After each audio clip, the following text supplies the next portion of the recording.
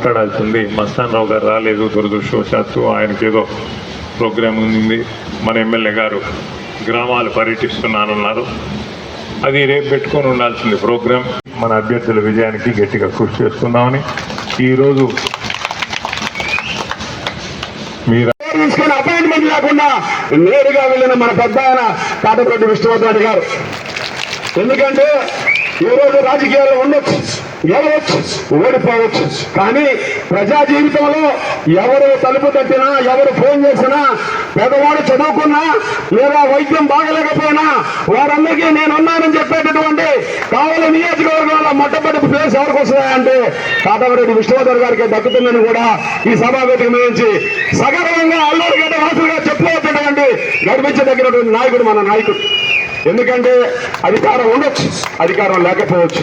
మరొక పెద్దలు రాజ్యసభ సభ్యులు బేదా మస్తాన్ రావు గారు మనకి అందరికీ నాయకత్వం వహించి మన అందరినీ గుండెల్లో పెట్టుకుని ఈనాడు ఈ కార్యక్రమాన్ని ఏర్పాటు చేయమని ఆదేశాలు ఇచ్చినటువంటి సూచనలు ఇచ్చి అందరినీ కలుపుకొని పోదామని చెప్పి మనస్ఫూర్తిగా ఈ కార్యక్రమం ఏర్పాటు చేసి గౌరవనీయులు రామిడి ప్రతాప్ కుమార్ రెడ్డి గారు చెప్పి దగదత్తులు అనుకోకుండా 4 పంచాయతీలే కార్యక్రమం చేయాల్సిన 8 పంచాయతీలు పెట్టి ఈ కార్యక్రమంలో అక్కడ టైం ఇంకా కూడా 1 గంట పైన రేపు జరగబోయే 18వ తేదీ జరగబోయే నామినేషన్ దాఖలు ప్రక్రియకి మనం సన్నిధం అవ్వాలి. ఆ నామినేషన్ దాఖలు చేసేదానికి మనం జనాభా ఎంతమంది పోవాలి, మనం అందరం పోయి మన అభ్యర్థుల్ని ఎలా సపోర్ట్ చేసి నామినేషన్ వేయాలి, దాని గురించి చర్చించుకున్నాం. అలాగనే రెండో అంశం 20వ తేదీ మన మండలం పర్యటించేటప్పుడు, మన మండలంలో పర్యటించినప్పుడు ఏ గ్రామాలు ఏ పక్క నుంచి పోదాం, ఎవరెవరు ఎంతమందితో ఎక్కడ రిసీవ్ చేసుకుంటారు, మన కార్యకర్తలందరూ సన్నిహితమై ఎలా చేయాలి అనేది ఈ రెండు అంశాల గురించి ముఖ్యంగా చర్చించుకోవడానికి ఈరోజు పెట్టుకున్నాం.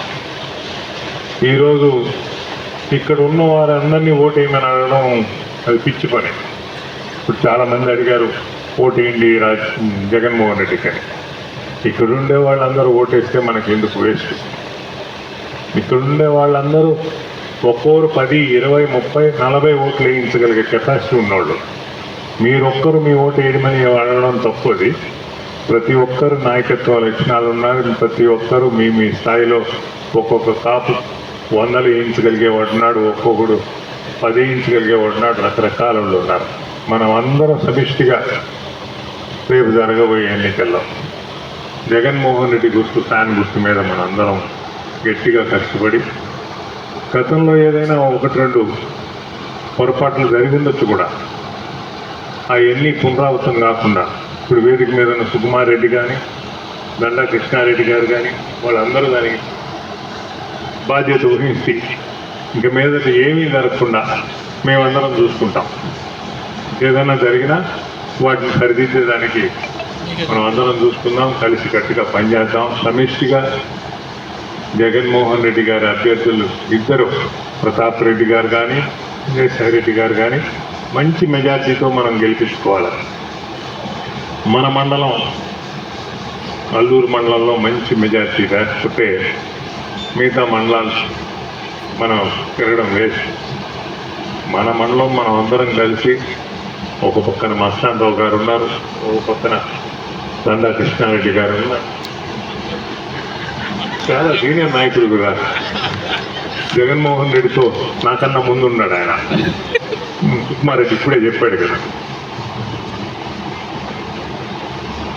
ఇంత అందరం కలిసి, సుకుమార్ రెడ్డి ఉన్నాడు, వీళ్ళందరూ కలిసి ఇక్కడ ఒకరి నాయకత్వం ఒకరిని లేదు, అందరం కలిసి చేద్దాం.